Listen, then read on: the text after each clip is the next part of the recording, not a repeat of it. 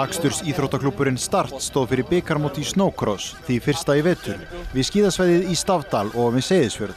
Þar létu okkur ekki vanta og litum á tilþrifin. Sportflokkur getur farið að koma sér niður í braut.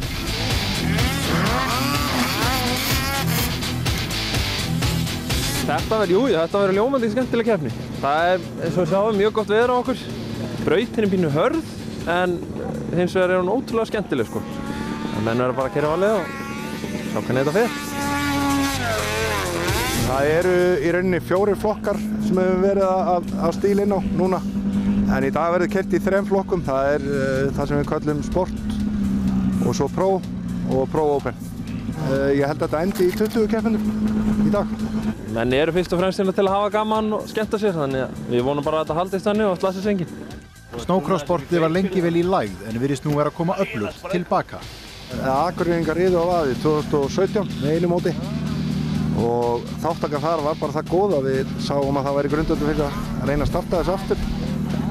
Og þessi 2 móti fyrra voru kannski svo litið tilraun til þess að endurvekja þetta, en ég held að við séum bara komin yfir það. Við erum búin að endurvekja snowcrossið.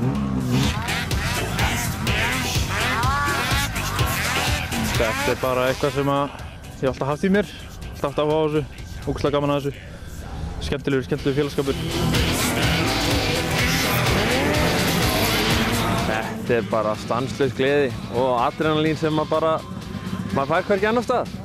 En hvað er það sem skilur á milli í svona keppni? Er það öflugasti sleðinn sem vinnur eða skiptir ökumaðurinn meira máli? Persónulega held ég að þessi frekar ökumaðurinn heldur en sleðinn sem skiptir meira máli.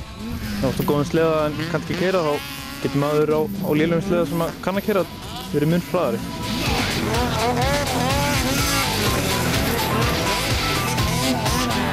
Það er bara eins og í öðru motorsporti að það aflið skilar ekki alltaf öllu og getur jafnvel bara unnið gegn þér. Sleði minn er bara faktori eða óbreyttur, en sumir hérna eru með stærri öflugri sleða. Ég hef meira gaman að hafa þetta bara orginal.